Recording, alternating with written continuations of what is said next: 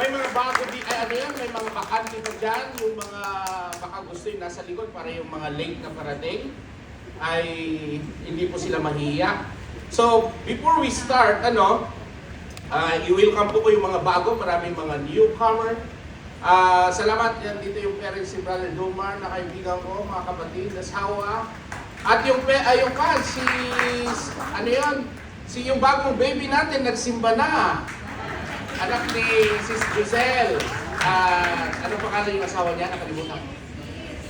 Yan, si Skid, no? At saka ang parents niya, andito at kapatid. So, welcome sa baby, Parami ang baby. So, kawawa yung mga teachers na single. Pero malay mo, andun yung future mo. Inaalagaan mo pala yung future mo. Grabe. Pastor naman, 15 years pa to. Pero at least sure born na yan, i-disciple mo na. Amen. Okay, kidding aside. This coming Saturday, maging excited po kayo at mag-invite po tayo ng mga kasama sa bahay, kamaritisan sa opisina, at may bisita po tayo si Bishop Oriel. Itong bisita natin na to ay I think nagtatravel siya na 50 countries na, and nagmi-mentor siya ng 7,000 churches sa Pilipinas. So, wag po kayong mawawala, isama niyo ang mga nakautang sa inyo, malay mo magbayad after nakarinig ng mensahe. Kidding aside, sinong excited sa Word of God? Okay. Sino dito yung pumasok na takot? Lalabas, wala. Okay. Sisimulan ko sa kwento. Okay? Sabi niya dito, true to life story po to.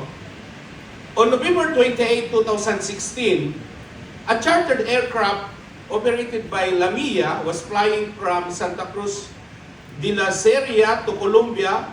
On board were 77 people. The team was traveling to play the biggest match in their history. What happened during the flight as the plane approached Colombia late night? Something went wrong. The aircraft did not have enough fuel to reach the airport safely. So, nag-report siya, no? Later, ni-reveal nila na may problema. So, ang aircraft po ay tinawagan. So, reports later revealed that the plane had been flying almost at the limit of its fuel range. In the final minutes, the pilot contacted air traffic control with a desperate message. He said, "We have total electrical failure, fuel exhausted." He repeatedly pleaded to priority landing because of the aircraft was running out of fuel. However, another plane in the area had already declared an emergency which delayed their landing clearance for a few minutes. Those minutes were critical. Before the plane could reach the runway, it lost power completely.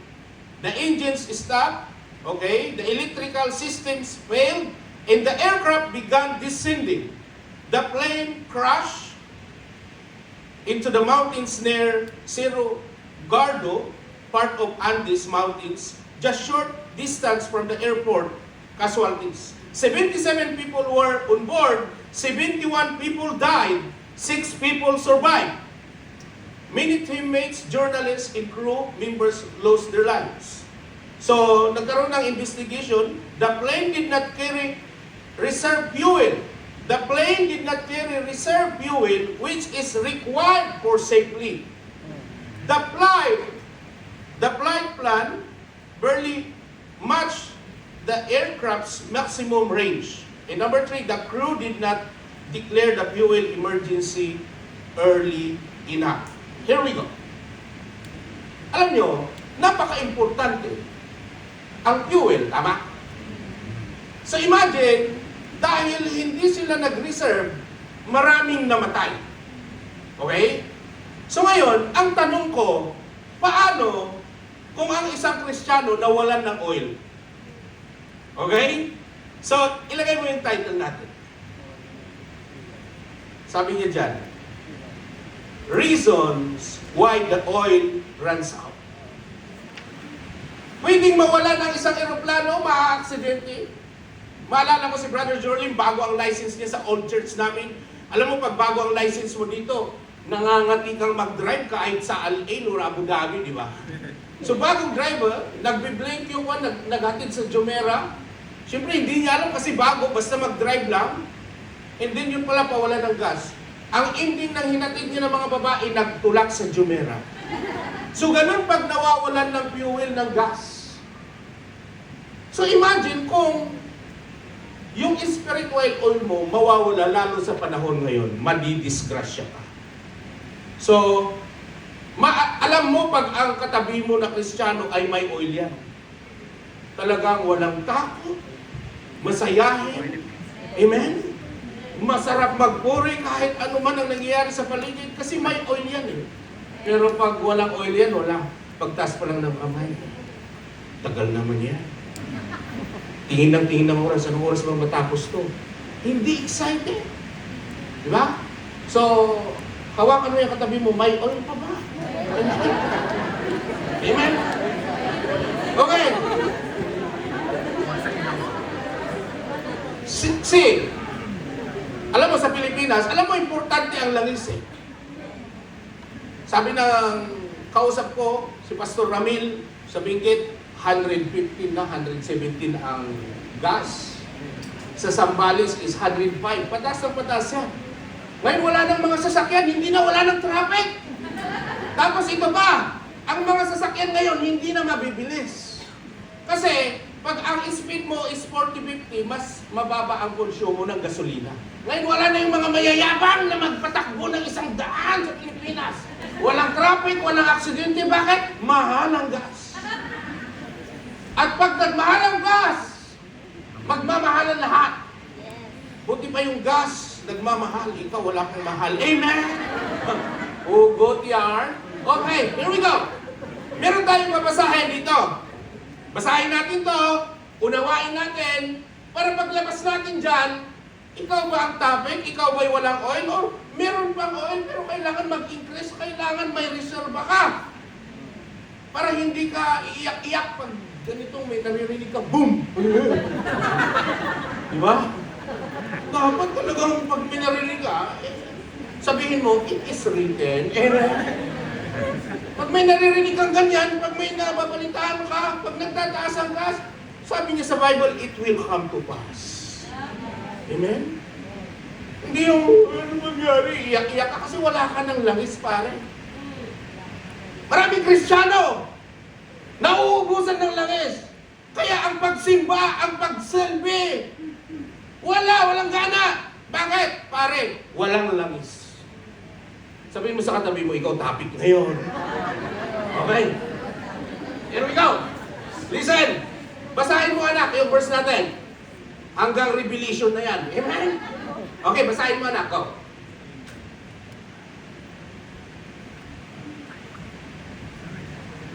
Okay? Ano nangyari? Alin? 5 verses 1 to 13. Then the kingdom of heaven will be like 10 virgins who took their lamps and went to meet the bridegroom. 5 of them were foolish and 5 were wise. For when the foolish took their lamps, they took no oil with them, but the wise took flasks of oil with their lamps. As the bridegroom was delayed, they all became drowsy and slept. But at midnight there was a cry, "Here is the bridegroom, come out to meet him." Then all those virgins rose and trimmed their lamps. And the foolish said to the wise, "Give us some of your oil, for our lamps are going out." But the wise answered, saying, "Since there will not be enough for us and for you, go rather to the dealers and buy for yourselves." And while they were going to buy, the bridegroom came, and those who were ready went in with him to the marriage feast, and the door was shut. Afterward, the other virgins came also, saying, "Lord, Lord, open to us." But he answered, "Truly I say to you, I do not know you. Watch therefore, for you know neither the day nor the hour." Amen. Ilagay ang kanang kamay sa puso at tayo manalangin. Yes, Heavenly Father, once again, thank you for tonight. Lord, ang bawat puso nandito, buksan mo. Buksan mo ang aming puso, ang aming isipan, Panginoon. Hayaan mo na ma-receive namin to na klaro, may clarity. Para after nito, hindi po kami pagiwang-giwang sa relasyon namin sa iyo. Para after nito, hindi kami mauubusan ng langis. Because we know, you have called your children to be used in your vineyards, to be used in your kingdom, to be fruitful. Lord, sa panahon na merong ganitong sitwasyon, ano man ang nangyayari sa paligid namin, hayaan mo na kami po'y maging Barnabas. Hayaan mong maging Barnabas ang bawat isa, maging encourager. Hindi po kami yung panggagalingan ng takot, kundi kami po ang panggagalingan ng love, peace, joy, na ipinapakita namin na mayroon kaming Diyos na buhay. Lord, use us as an instrument, lalo sa panahon ngayon. Lord, anoint our lips, our hands, that we will bring souls in your kingdom, O God. Lord, hayaan mo na hindi po kami tatahimik, Panginoon. Kami po'y mag-i-invite, Panginoon. Kasi alam po namin, merong dahilan kung bakit kasama namin yung kabayan sa opisina. Merong dahilan kung bakit kasama namin sa bahay yung kabayan. So Lord, give us boldness. Buksan mo ang aming isipan. Huwag po kaming makasarili, Panginoon. At hayaan mo na simula ngayon, as we receive your word, hindi kami mauubusan ng langis. Lord, have your way. I reject and rebuke any destruction in this place in Jesus' name. And all the children of God will say, Amen. Amen. See, the 10 virgins symbolize the condition of the churches today in preparing to meet the groom. So who is the bride? Tayo. At ang groom ay ang Panginoong Isus. So, sa 10 birhin na to, sa 10 Kristiyano na to, may 5 foolish at 5 na wise. Anong Tagalog ng foolish? Sabihin nyo nga. Kayo nagsabi niyan, ha? Tanga. Mas maganda kasi pag Tagalog eh. 5 Kristiyano na tanga at 5 Kristiyano na matalino. Sabihin mo sa katabi mo, huwag kang tanga. Kailangan matalino ka, lalo sa panahon ngayon. Amen? 2 klaseng Kristiyano, matalino at mangmang. Mangmang na lang para medyo masakit sa tayo ngayong point eh. Yung T, di ba? Ngayon, tignan nyo. Sabi niya dito sa verse na to, sa versikulo na to, go, sister! Matthew 25 verse 3, The foolish ones took their lamps but did not take any oil with them. So ang mga mangmang ay kumuha ng kanilang mga ilawan, ngunit hindi sila nagdala ng reserba na langis, kagaya nangyari sa eroplano na yun na kwento. Ilan ang namatay? 71. Buti may 6 pang buhay. Pero siyempre, buhay yun, baka pilay na rin. Diba? Ganon kadelikado, pag nawawala ng langis ang isang Kristiyano, makikita mo dito, hindi ka makakarating sa iyong paruroonan. You cannot enter in the kingdom of God pag maubusan ka ng langis. So, of course, kailangan maunawaan natin to. So bakit wala silang langis? Simple lang yan. Maaring kawalan ng paghahanda, pagiging pabaya sa espiritual na buhay, pagpapaliban. So akala nila, sapat na yung panlabas na relihiyon. Hindi po sapat yun. Kailangan, napaka-importante yung relasyon mo dito sa Panginoon. Kasi, hindi ka pwede na nagki-Kristyanuhan kasi ang bagsak mo sa langit-langitan. Nakuha niyo yan? Loading yung iba. Dapat isa kang tunay na Kristiyano para makapasok ka sa langit. Sabihin mo sa katabi mo, panglangit ka, girl. Kahit marites ka, panglangit ka. Men, ang totoo niya, yung katabi mo na yan, panglangit yan. Pinoproseso lang, maring bago. Pero anak ng Diyos yan, may plano ang Diyos yan. Now, kung bago ka, ano man ang dapat mong i-give up, just come in. Ang church, spiritual hospital yan. Doon sa Rashid Hospital, physical hospital yun. Galing yung mga kapatiran doon, nag-share ng gospel kanina. Yung mga may sakit, physical yun eh. Kailangan mo ng gamot doon. Pero dito kailangan mo spiritual hospital. Kailangan mo, see, the great physician is Jesus alone. Amen. Kailangan mo lang dito na gamot, mga bersikulo. Hindi mo na kailangan dito ang paracetamol. Amen? Peanut Peradol. Hindi mo na kailangan. Kailangan mo lang dito ang mga bersikulo 12, 13, mga ganon. Asa na si bersikulo? Yung nagbasa kahapon. Ayun, bersikulo. Okay, here we go. Walang langis. Walang reserba. Alam mo, mahirap pag wala kang reserba. Pag nagka-COVID, pag nagka-gera, mangungutang ka. Sino dito yung handa ngayon? Yung may reserba, yung may naitabi, or nagtabi.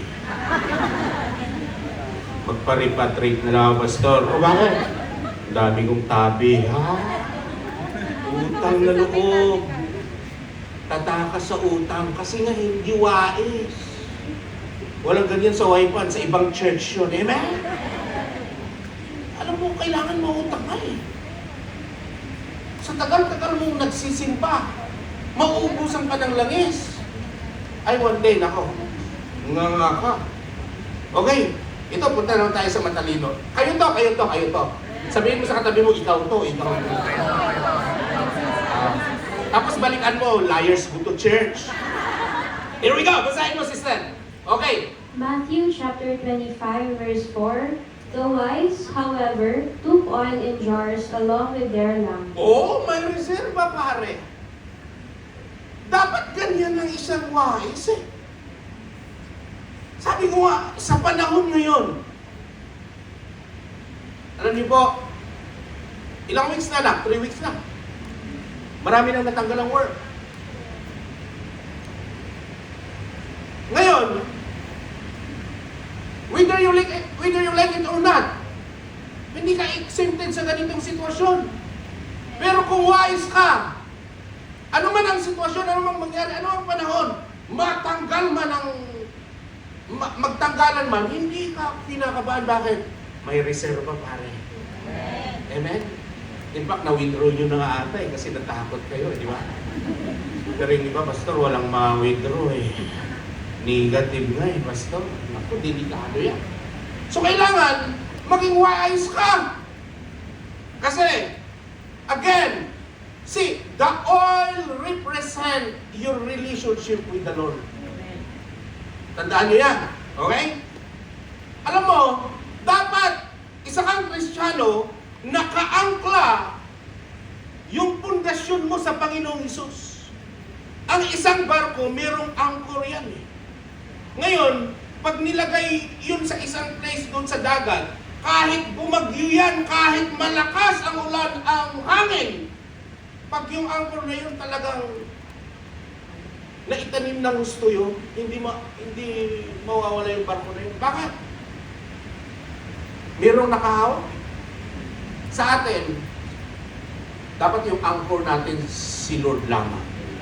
Na kahit anong bagyo, ano man mangyari, binatayan ka man, mawalan ka naman trabaho, hindi ka basta-basta magigiba. Amen? Hindi yung ang drama mo, girl. Nadili lang sahod mo ng 1 week, iiyak-iyak ka na. Hindi dapat ganon. Dapat makikita yung presensya ng Panginoon sa'yo. Because God has not given us the spirit of fear, but of power, in love, and self-control. Amen? Sabi mo sa tabi mo, gising ka, gising ka. Maaari kasing andito ka, nakikinig ka, nakamulat ka, pero ang isip mo, nabunod ko kayong plancha doon. Ha?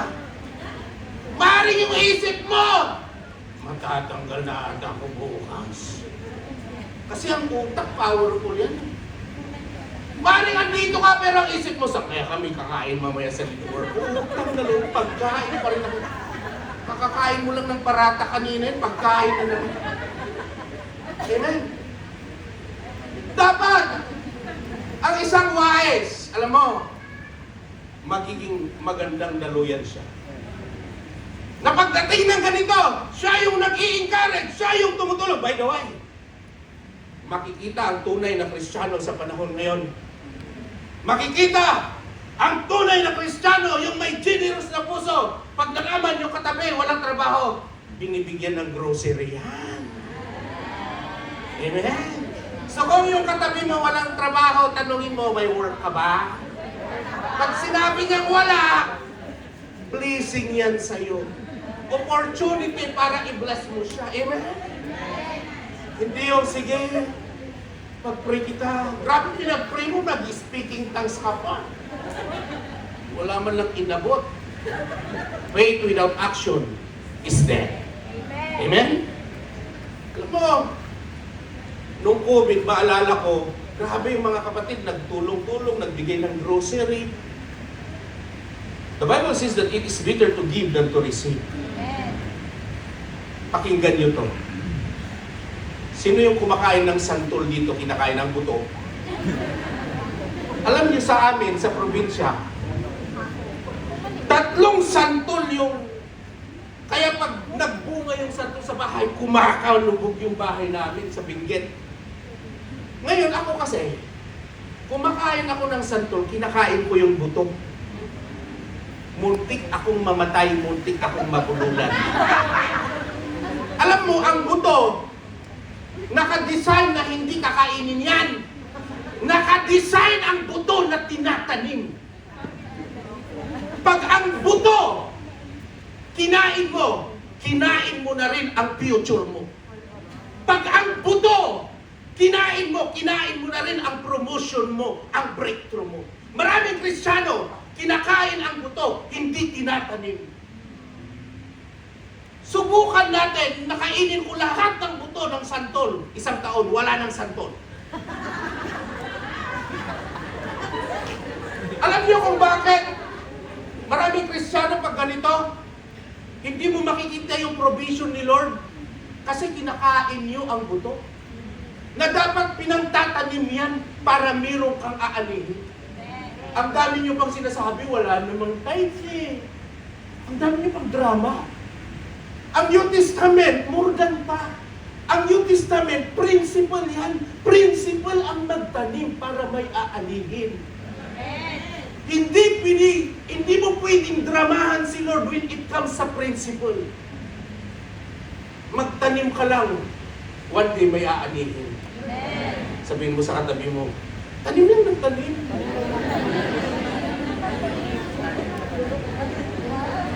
Ito, ang pagtatanim, depende kasi yan sa puso kasi may nagtatanim, binabribe si Lord. May nagtatanim gusto ng kapalit. Pero dapat kung isa kang wise na Kristiyano, ang pagtatanim dahil mahal mo ang Diyos. Hallelujah! Dahil lahat ng meron ka, dahil ginigising ka araw-araw, kung ano ang sitwasyon mo ngayon, dahil sa grasya niya. Nagigigil ako. Sabihin mo sa katabi mo, huwag mong kainin ang buto. Kasi pag kinain mo ang buto, ilaw, pag kinain mo yung buto mo, kinain mo na ang future mo. Huwag nyo nang tapikin, halata. Hindi. Makikita mo ang provision ni Lord pag may COVID, may gera sa isang sanga na connected sa bahay. Bakit? May tinanim. O teka, ba't tayo napunta sa tides ngayon? Balik! Here we go! Listen! Mahal ko kayo eh. Alam mo, gusto ko na kayo na sanga. Kayo yung instrument din sa panahon ngayon. Ayaw ko na kayo yung nanghihingi. Gusto ko na makita ng tao na kayo ay pinagpala ng Diyos mo. Na kahit anumang mangyari, kahit mawalan ka, tumutulong ka pa din. Hallelujah! Bakit natin, Panginoon? Grabe. Nakadalawang shot ako na kape. Gising na gising ako. Okay.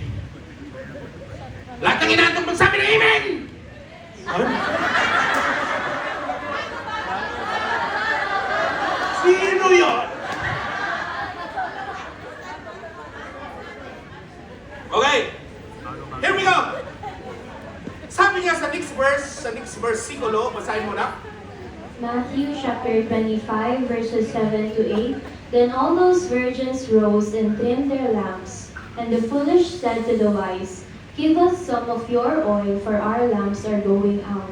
Nanghihingi.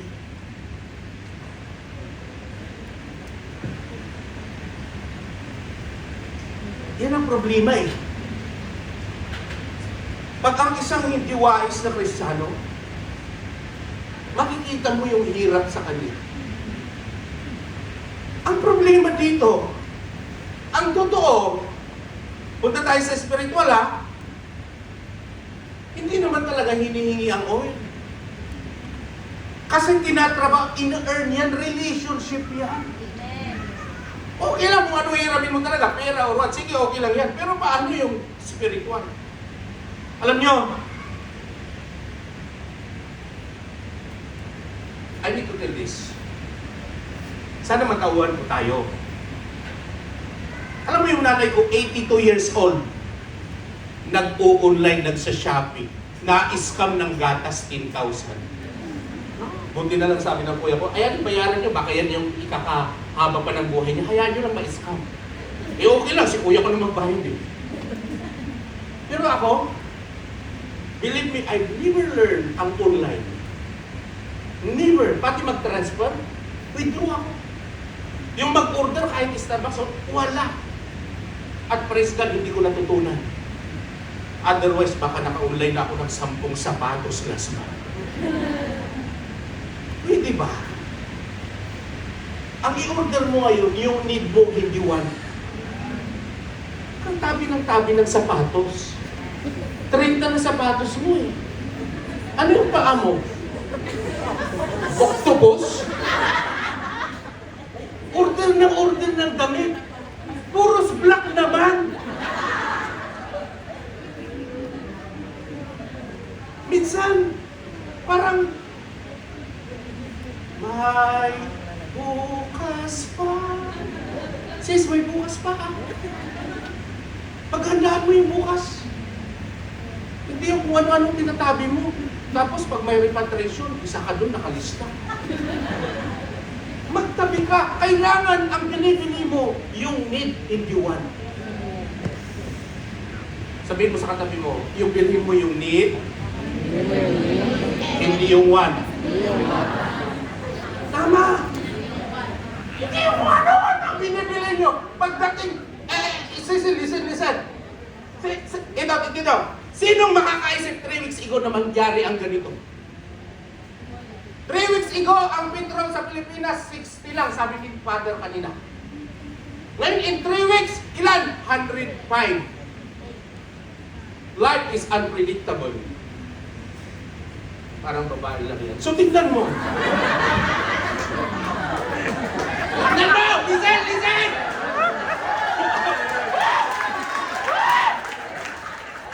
Sabihin mo, kung katabi mo yung partner mo, life is unpredictable.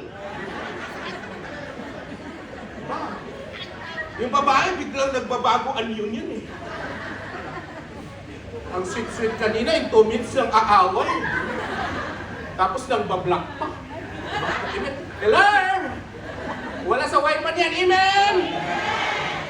See, pag life is unpredictable, lagi kang handa.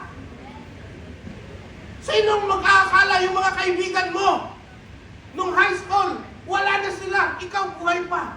Praise God. Sa magdamo kasi, hindi naman. Pero tignan mo, habang buhay ka at naging Kristiyano ka. Maging wise ka na Kristiyano, anak. Pwede yan. Alam mo, ang OFW, para makalabas ako ng buhay dito. Masisipag yan. Ang OFW, matatapang, matulungin, mapagbigay,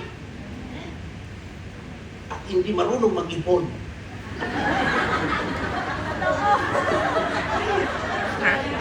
Aray mo!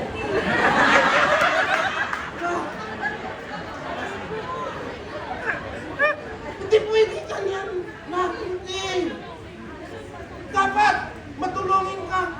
Alam mo, pag sinabing wise, may wisdom ka. Alam mo, minsan pag hindi ka wise, yung laging matulungin ka, maaawain, yung emotion mo, yung feelings mo, yan ang ginagamit ng demonyo para mabankrupt ka. Pinaaral mo na lahat, ang kapatid mo, ang pamangkin mo, nag-graduate na, nung kinasal yung kapatid mo, pinakasalan mo, nung nanganak yung, hanggang ngayon single ka. Naku. Kasi nga, hindi ka wise, maawain. Ang wise, wisdom yan. Wisdom giver ka. Pero pag emotional giver ka, paring nga ka. Hindi mo na malayan, 60 ka na, wala ka pang ipon. Pag uwi mo, wala na, nakalimutan ka. Sabi mo sa katabi mo, maging wise ka, simula ngayon.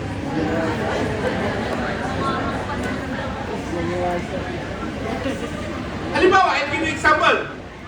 Huwag kayong kape ng Starbucks kung hindi libre. Ako kasi, libre kasi. Pero kung ako magbabayad, sa Katrina lang ako. Bakit? Ang kape sa Katrina, 5 dirhams, kaya kang ipaglaban. Sa Starbucks, 25. In 2 hours, inaantok ka. Pero okay lang naman sa akin pag libre. Anong tinutukoy ko dito? Kapatid, hindi ka ba sa abroad? Huwag kang magyabang. Pa-picture-picture ka pa. Nakasandal pa sa Ferrari.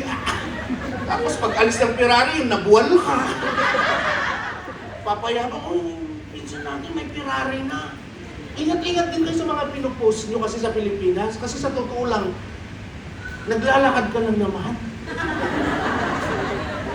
Pupunta ka pa dun sa Burj Al Arab. Pero siyempre, ang isip nila marami kang pera. At sabihin nyo yung totoo na ganito ang sitwasyon dito.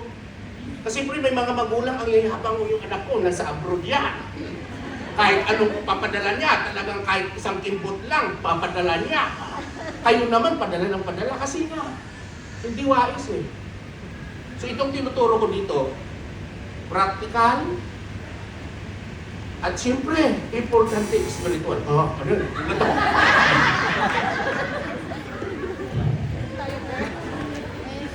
May natututunan tayo? Okay, kasi intro pa lang to. Okay.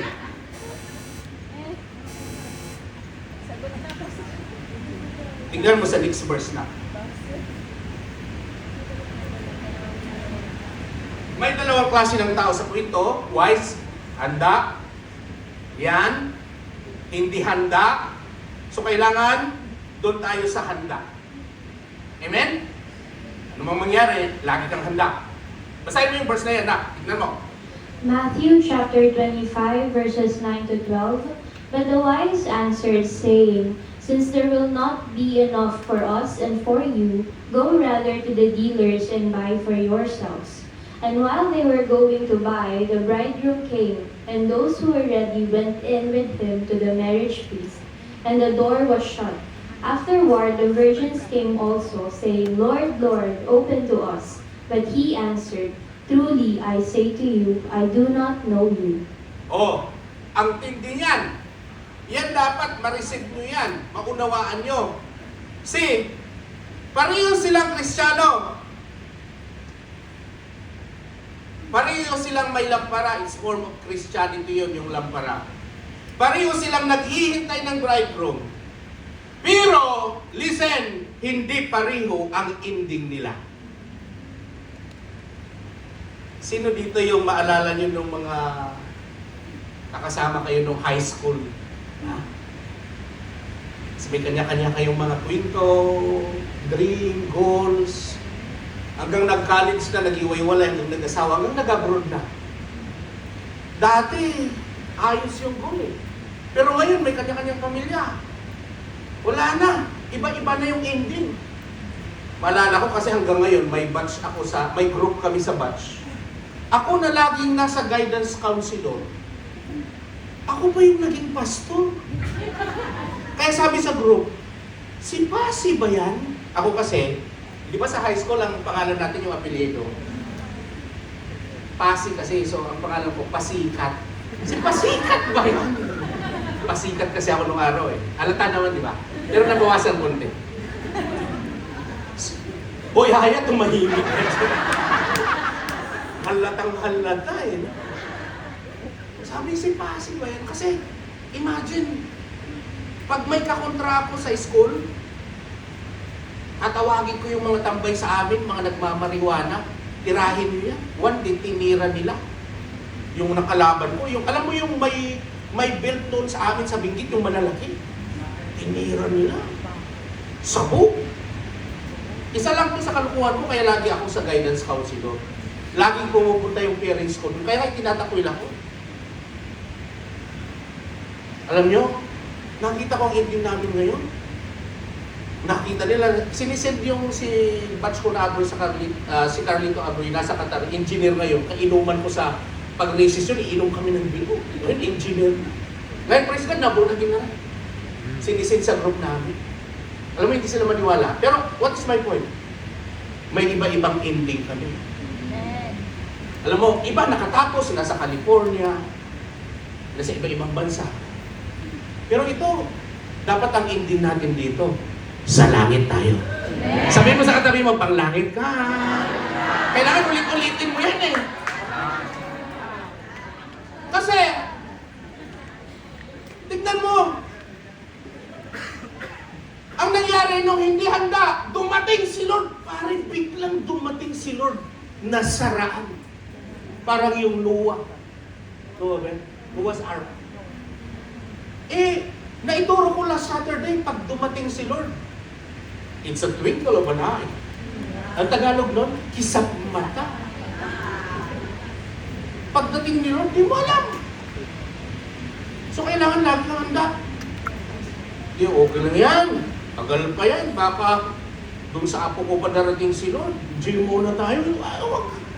So wala. Kaya lagi, dahil wala ka ng oil, wala, focus ka na sa mundo. Wala na, nag-distract ka na. Ang daming revelation dyan. Kasi wala na tayong oras. See, it's easy to start, but it's hard to finish. Madaling simulan mo maging Kristiyano. Pero along the way, masasabi ba sa'yo, well done, my good and faithful servant. Maalala niyo yung mga Israelites, kinuha na ni Lord dun sa Egypt. May leader pa, pare. Si Moses. Hindi niya sinabing walang testing, walang trials. Pero sinabi ni Lord, sasamahan sila. Pero along the way, nagkaroon ng mana, ng blessing, etc. Miracles. Wow, tuwang-tuwa sila. Nung meron ng mga testing, mga trials, balik na tayo sa Egypt. Alam mo bakit? Nawalan ng langis. Maraming ganyan Kristiyano. Nagaling na sa Egypt, naabor na nagserbi na, bumalik pa. Nalihans na nga, natumba na nga eh. Umiyak na isang balde, bumalik pa. Bakit? Kailangan meron kang langis para pag may mga ganitong problema, hindi ka nagigiba. Amen? Amen? Palakpakan natin, Panginoon. See, what is the oil? The oil represents presence of God. Do you stay in the presence of God? Meron ka bang quiet time? The Holy Spirit na merong nagpo-convict sa'yo. Personal relationship with God. Yung spiritual life mo, anak. See, ito kasi, ito yon. Hindi ito nahihiram. Tandaan nyo yan. Hindi ito instant. Hindi ito nabibili. Ito ay pinaghahandaan. Kaya imagine, paano manghihingi ka ng oil ngayon? Kung gusto mo hindi mawalan ng oil, kailangan pinaghahandaan mo yan. Nagdi-devotion ka, nagpipray ka. Yung pagsimba sa'yo, naka-block na ang Saturday 7 to 9. Walang makakagalaw dito. Kahit pa may magsasabi na matangos ang ilong mag-date kayo, no. Unahin mo si Kristo, hindi si Christy. Unahin mo si Kristo, hindi si Ahmed.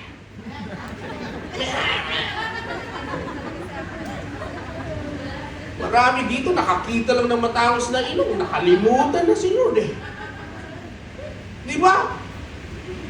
Ang hanapin mo ang Panginoon. Matthew 6:33, seek ye first the kingdom of God and His righteousness, and all these things shall be added unto you. Sabihin mo sa katabi mo, unahin mo si Lord. Yung may barbecue daw sa Rizal Kaima. Inuna yung barbecue kaysa magsimba. Praise God, yung Saturday yun, Brother Darwin. Subukan niyo talaga. Your oil is your personal walk with God. No one can maintain it for you but you alone. Ikaw lang pwedeng mag-maintain yan. Nakakaya naman dyan. Hihilahin ka ng life group leader mo sa bahay mo every Saturday para magsimba. Hindi po ganun yun. Mini-maintain yan. Alam niyo po, yung nanay ko 82, pero at the age of 51, nag-start na siyang uminom ng maintenance. Sino dito yung umiinom ng maintenance? Yung mga may gout, 23 ka pa lang, nakita mo lang yung munggohay. Di ba? Yung mga mataas ang baby dyan, yung nakita mo lang yung shrimps, tumaas na yung baby mo, di ba? Sino dito yung nagbi-maintenance? Pag sinabing maintenance, daily yan, daily. Hindi yung pag-okay na to, makatipid tayo. Tigok ka niyan. Si Kuya Manny, tatay ni Michael, 2012, na-stroke siya, mild stroke. So, sabi ko, Kuya Manny, maintenance mo ha. Kung mahal. Kasi yung company niya, kasi yung insurance niya, pang panadol lang. Hindi. Hindi mo yan. Ha? 2016, tinigil niya. Okay na, kamusta? Ay, naku Kuya Manny, tigas ng ulo. Tinigil niya. After a year, yun na-stroke, namatay. Kasi nga, pag tinigil mo ang maintenance, mamamatay ka. Kayong mga umiinom dito, inom lang ng inom, ng maintenance. Amen? Para aabot ka ng 80. Hindi yung pag okay na, hindi na ako inom ng maintenance. Ako, I have to admit, kahit bata ako, may maintenance na ako. Kahit 27 na ako, nag-maintenance. Joke lang. Yung edad ko, next Saturday na mga bago para babalik kayo. Okay? So tignan nyo. Kailangan, sa spiritual mo, ang maintenance, lagi ka na simba, laging nag-devotion, may Bible, nag-pray, nag-a-attend ng life group, training. Alam mo, pag hindi ka na na-attend ng life group, tapos sin mood ka lang, hindi ka nagre-reply sa group, wala ka ng langis. Alam mo yung may message yung life group leader mo, pero naka-online ka, hindi mo sinisin yung group, may tupak ka na nun. Yung nasasaktan ka pag may nag-i-exhort ng giving, wala kang langis. Kulang ka sa presensya ng Diyos. Pero kung nasasaktan ka, nare-review ka, bumabalik ka, aba, iba ang langis mo, pare. Dahil meron kang quiet time. Pero yung, alam niyo, ako ay bata pa. Kaya namomonitor ko lahat ng life group. Sino yung palasimba, sino yung submarine na Kristiyano, sino yung hindi nagtatanim, kinakain yung buto. Alam ko yan. At nakita ko, kulang sa langis, pare. Ngayong gabi, lalangisan ka ng Diyos. Amen? May oras pa ba tayo? 8:30 pa. Parang ang tagal. Okay. Kaya? Sabihin mo sa katabi mo, kaya. Okay. Okay. Ano ang mga kadahilanan? Bakit nawawala ang langis ng isang Kristiyano? Yan ang aralin natin. Okay. Anong posibleng dahilan? Bakit ka nawawalan? Isulat nito. 100 to, pero yung kaya lang natin tapusin. Amen?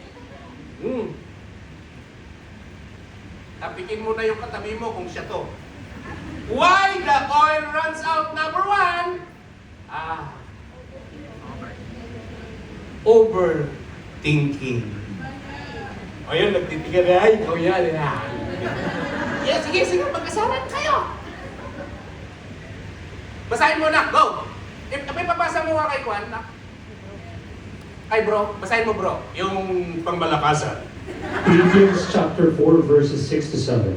Do not be anxious about anything, but in every situation, by prayer and petition, with thanksgiving, present your request to God, and the peace of God, which transcends all understanding, will guard your hearts.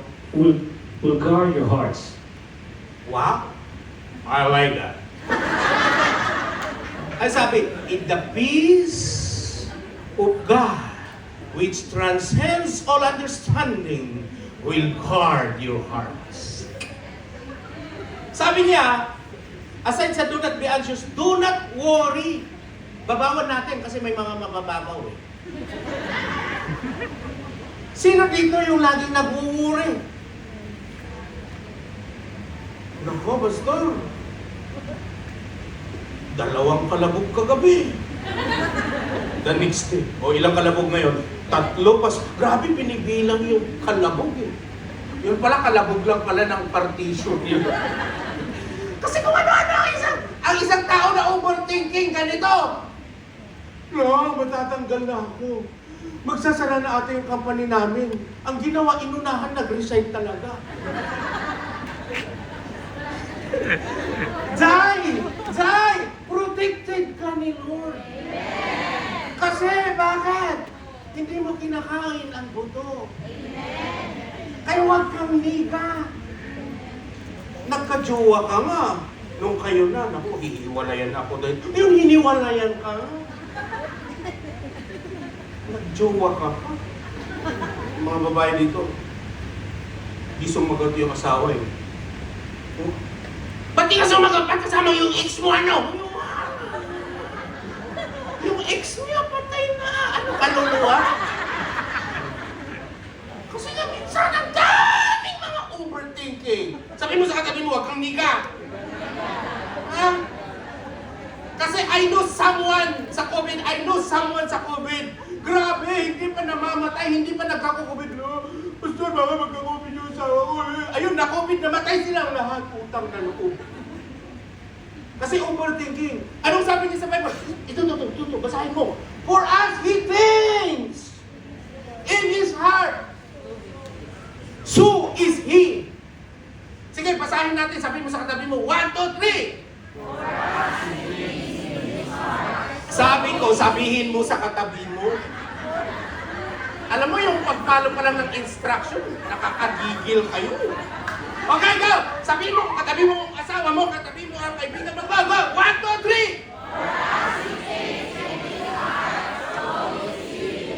3! Maliwanag! Punta ka ng interview, nasa metro ka, inisip mo, bagsak ka na.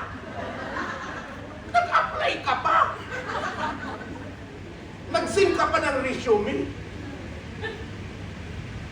Kabata-bata mo, 25 ka pa lang, iniisip mo, paglulo ka na, sino mag-aalaga sa'yo? Wala ka pa nga jowa. At hindi pa sigurado kung mabubuhay ka ng 70. Sa kaka-overthink mo na yan, hanggang 30 ka lang.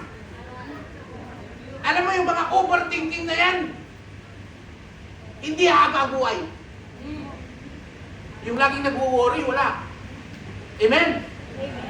Ito ay pinapalala ko kayo. Huwag kayo nang mag-overthinking anong nangyayari. Yung iba dito ako nung oras matapos baka biglang may papasok dito. Sis, bawal ang live dito please. Kasi it's very dangerous. Kasi may nasasabi ako dito na sensitive, mga ibang bansa. So please, please, please. Listen. Huwag kang niga. Marami akong kilala ganyan. Ika-counseling ko. Pagkaupo pa lang, Pastor, mamamatay na ako.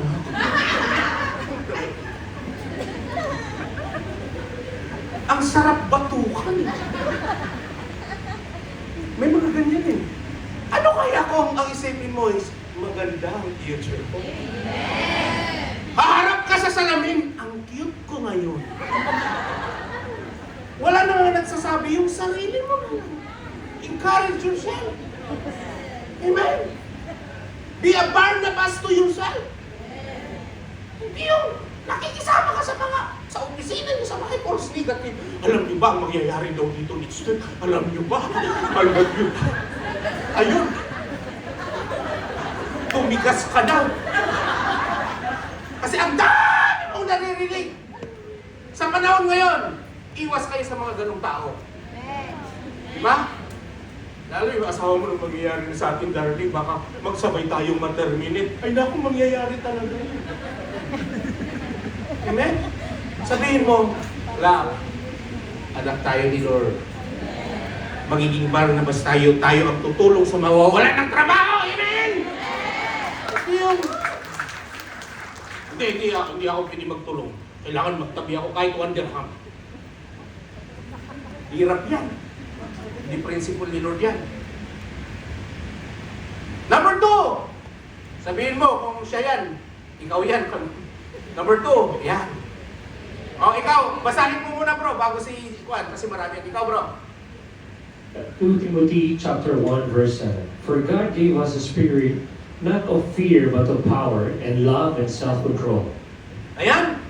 Sabi niya, power, love, and self-control. Yan ang binigay ni Lord sa atin. Amen?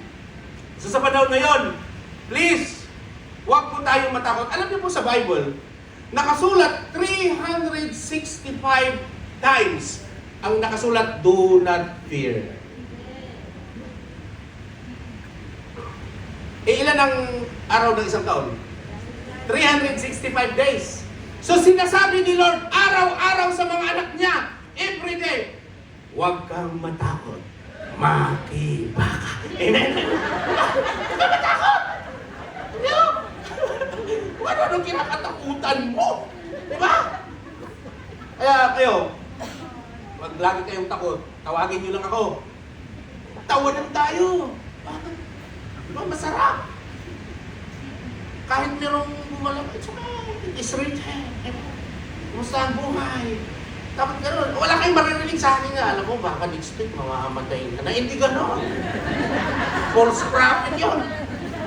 Lahat na sasabihin ko sa'yo, magpasa ka. Ikaw ang magiging ilaw at asin ng pamilya mo. Hindi ka pamangayaan ng company mo. Ikaw ang Joseph dyan. Maririnig mo sa akin. Pagkatapos ng pag-pray kita, pautang pala. Joke lang, joke. Okay, here we go. Sinadok na iba. Number 3 yan. Yan ang isang kainan. Babasahin mo na, si Sally. Matthew chapter 13 verse 58, and he did not do many mighty works there because of their unbelief. Yan.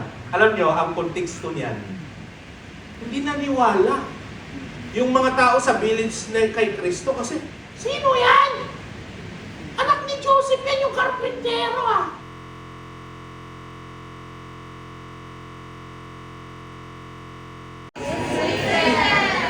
silent nyo ang kasi yan. Ay, di ba ma-silent? Kausapin ko si Juan bukas. Sabihin ko, pagkatapos ng altar, kung saan kayo mag-set na natin.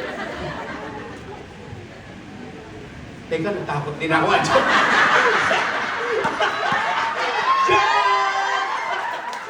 Okay. Okay, tignan nyo ha. Oh. Hello? Okay. Okay, ikaw tignan nyo ha. Tignan nyo. Unbelief. Minsan kung meron kang unbelief kay Lord, walang miracle, walang breakthrough mangyayari sa buhay. Imagine magkakaroon ka ng unbelief kay Lord pa. Itong mga to, nagkaroon ng unbelief kay Lord, walang miracle. You know, unbelief is stop promotion, stop miracle, stop breakthrough. Huwag kang, alam mo, that's very worse. Pag nagkakaroon ka ng unbelief. Unbelief dries up the place where oil should flow. So kailangan maniwala doon. Sa mga nilalagay ng kaaway na, sabi mo, I have a God. And my God is alive and He is the same yesterday, today, and forever. Ano pa ang dahilan? Bakit nawawala ang oil sa Kristiyano? Number 4, laziness. Basahin mo anak, go. Proverbs chapter 13 verse 4, Ang kaluluwa ng tamad ay nagnanasa, ngunit walang nakakamtan. Ngunit ang kaluluwa ng masipag ay lubos na pinagyayaman. Yeah. Alam mo, imagine, tamad ka. Tamad ka magsimba, tamad kang magbasa. Pero maghapon kang nag-i-scroll sa Facebook. Ano yung balita? Magkanong Petro sa Pilipinas.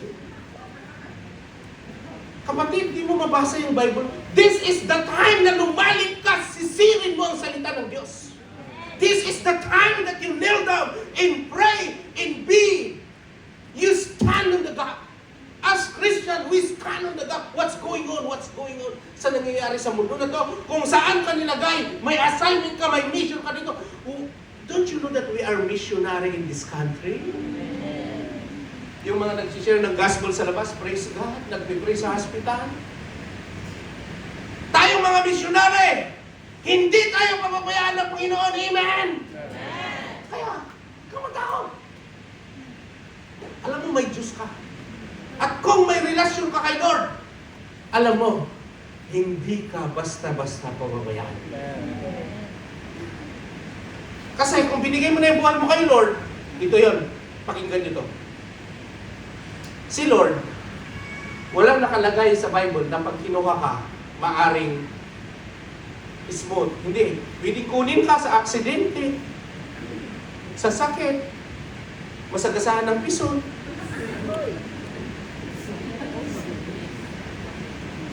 Kahit anong tragedy ka kunin ni Lord, wala na tayo doon. Importante, kasama mo siya. Amen? Yung iba nga, nababangungot, pastor pa, yung bayaw ko nababangungot eh. Yung ibang kasamahan ko, ang daming kasama kong pastor dito. 5 ang kasama ko dito nung COVID namatay. Kakapi kami. The next day, patay na pala si Juan. Ha? Kasama ko lang kahapon yun ah. Ako nga muntik na eh. Praise God, binuhay pa ako. Amen. Eh ngayon, kung oras ko na talaga, Lord, huwag naman. Oras ko na talaga. Amen. Andiyan mo ba kayo? So wag lalo sa panahon ngayon, huwag kayo mag-tamad. Kung mga bago kayo, bumalik kayo. You are on the right path. Marami kang matututunan dito. Listen, we don't promote religion here. We promote relationship with the Lord Jesus Christ alone. So ano man ang religion mo, pumasok ka lang. Si Lord na ang mangungusap sa iyo. Okay, discouragement. Basahin mo na.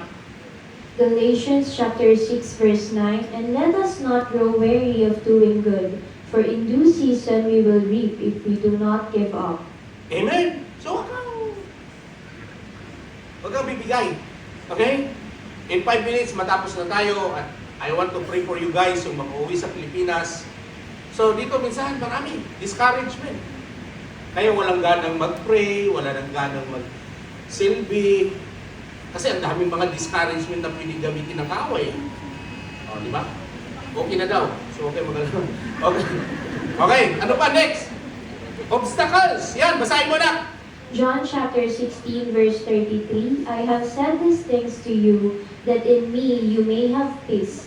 In the world you will have tribulation, but take heart, I have overcome the world. Ang ganda nito.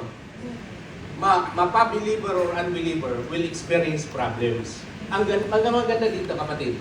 Okay lang, may problema ako. Kasama ko si Lord. Kaysa yung may problema ako, wala akong relasyon kay Lord. Biblical yan, walang exempted. Next, neglecting God. Sabi niya dyan, apart from me, you can do nothing.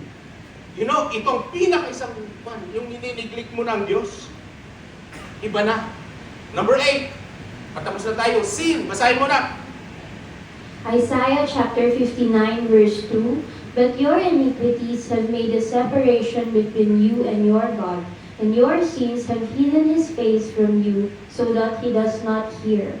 Malaking, alam mo, malakas yan na pang-dry ng oil, pang-wala, kasalanan. So, if you are new, at marami kayo pang hindi nag-give up, just come. God will deal with you. Alam mo, mahirap talaga kasi ang kasalanan nakabakat sa tao. Kaya nga sabi ni Apostle Paul, gusto kong gawin to Gusto ko tong itigil kasi nagagawa ko. Tapos gusto kong gumawa ng mabuti, pero hindi ko magawa. Kasi nga nakabakat ang kasalanan. But as you go on na dumadaan sa process, babaguhin ka ng Panginoon, uunahin mo lang siya. Amen? Okay, number 9. Last. Worldly business. Basahin mo na. Luke chapter 10 verses 41 to 42, but the Lord answered her, Martha, Martha, you are anxious and troubled about many things, but one thing is necessary. Mary has chosen the good portion, which will not be taken away from her. As we end, ito si Martha represent ang busy na isang Kristyano. Si Mary, inuuna niya si Lord. Minsan pag nabibisi tayo, nakakain ka ng sistema ng mundo, nawawala ang oil mo. At saka importante ito, not prepared for the Lord's coming. Sabi niya, watch therefore, for you know neither the day nor the hour. So, ang dalangin ko, kapatid, you need faith in God, you need to renew your vision, and you need perseverance para hindi ka mawalan ng oil. Tayo po'y tumayo and we worship Him. I want you guys na parang pumasok kayo dito.